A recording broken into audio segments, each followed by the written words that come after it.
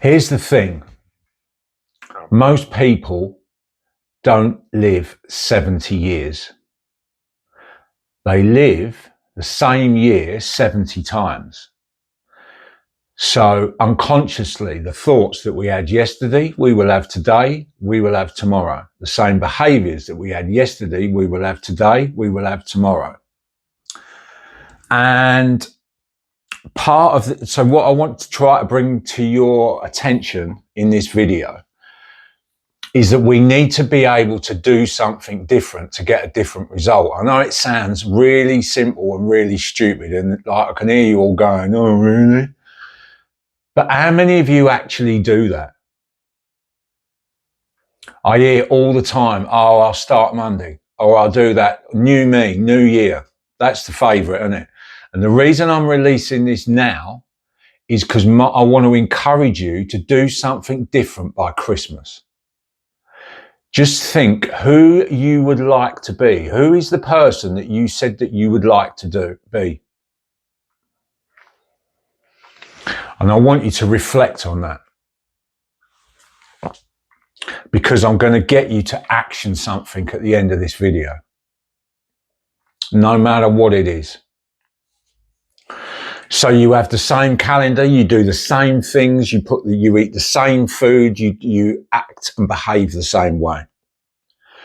It's different year, same person.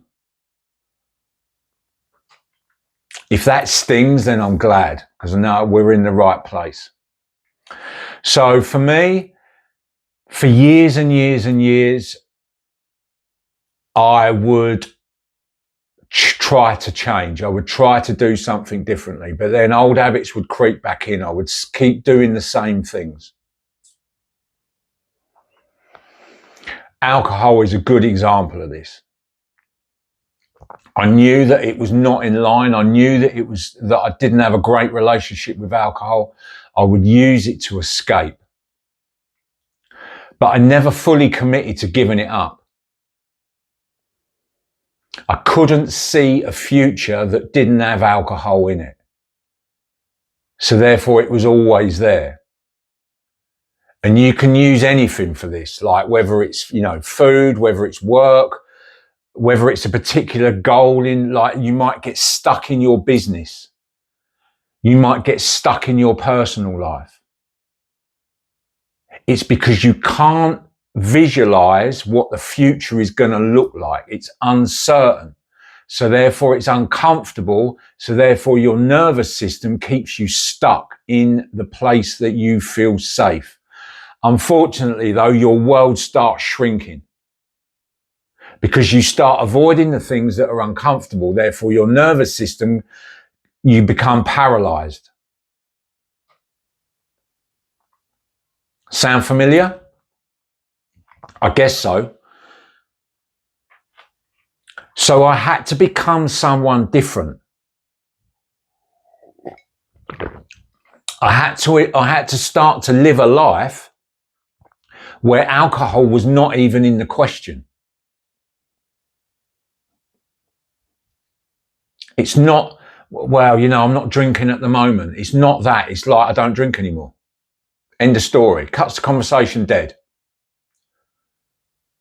And then there's a repercussion to that. So then everything else in my life starts falling in line with what my values are. So one of my highest values is I want to be as fit and healthy and active as I can for as long as I can. I've got young grandchildren. I want to be mobile and around them. It's no coincidence that I've become more reliable. When I was drinking, I was unreliable. I would say, yeah, I'm going to do this Monday, and I'll never do it. So therefore people when people question you, you become defensive, or I used to become defensive. I'm like, well, that's not fair, is it? But actually look at my behavior. So running is really important to me. Strength training is really important to me. And it's no surprise that since I've stopped drinking, I've become really consistent in those two areas of my life. I've become really consistent in being mindful about what I eat. Not giving stuff up. Like, one of my favourite things in the world is ice cream. I haven't given it up. I'm just not pummeling it into my body like 7 days a week.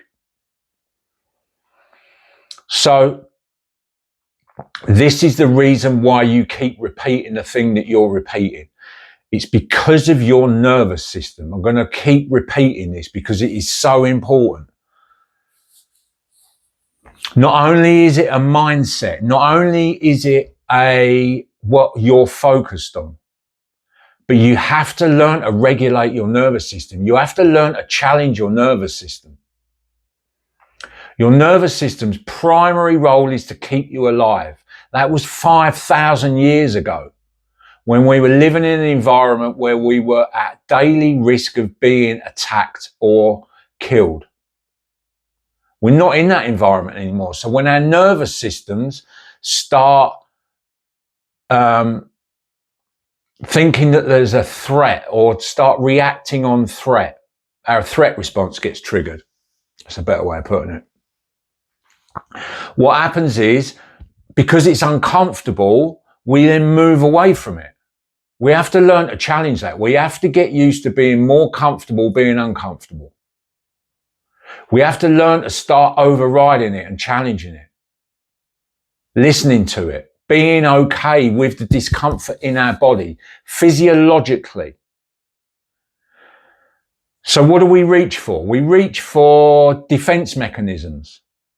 We deflect with humour. We become angry, defensive, push people away. We try and control everything. Become super obsessive of what it is that we're controlling. Become fiercely independent, which stops you becoming vulnerable and connecting with other people. Something that I've worked really hard on this year is being fiercely independent. Letting go of that. I don't need to be that fiercely independent. So safety becomes your prison, and then it starts shrinking. Safety means you keep repeating the same patterns. Safety means you keep repeating the same year over and over and over again. You shut down, you make promises that you can't keep, which then increases the shame. You start gaslighting yourself. Start putting a should in every sentence. Your partner never gets to see the real you because you are fiercely independent. Your kids start walking on eggshells around you.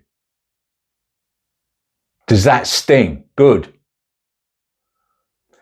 Your business stays flat. You want to take on a member of staff, but you keep reacting to the phone call because it's safe. You know what you're getting. There is a risk involved, so therefore your nervous system responds to it. Puts you in fight or flight, or you just shut down, or you start appeasing.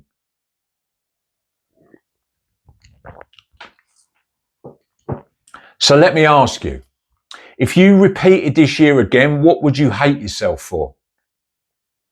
What is it that you keep promising yourself that you keep letting yourself down or others?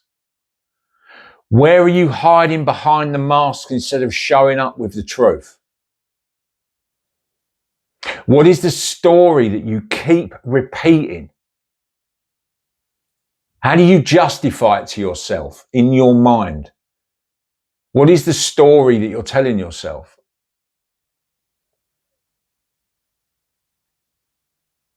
Who else pays the price?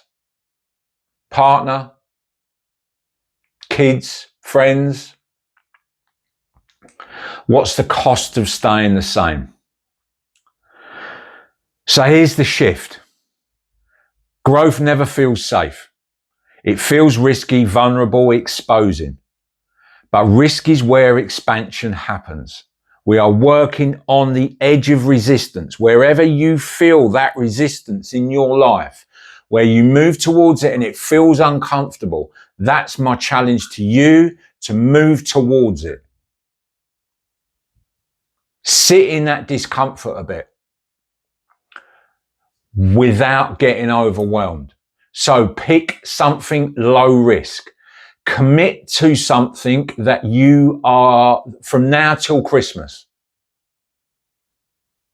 no matter how small, but commit to it like your life depends upon it. You want to get fit. What does that mean? Be specific about what that means to you. Break it down, have a plan, and then execute it. Make it easy. Do not set yourself up to fail. Do not overcommit.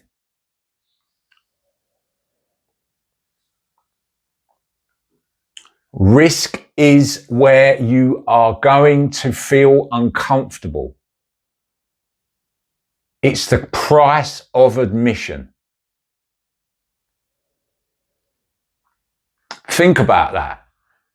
It's risky, yeah, because you've never done it before. So lean into it. Okay, here's your challenge. Write this down. What's one risk I know I need to take but keep avoiding because it feels unsafe or uncomfortable? Sit with it and then plan it. What does that look like?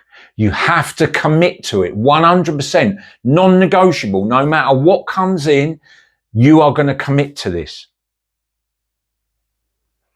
I will put a link in the description for my Relentless 90 program. It is a 13-week program. It is open now. I will also put a link in there for a clarity call. If you want to call me, free call to look at potentially what your future is going to look like. How I can support you with that. I have loads of free content that I can send you if money is the object. In the comments, let me know what it is. Any help at all, I will give you. Thank you.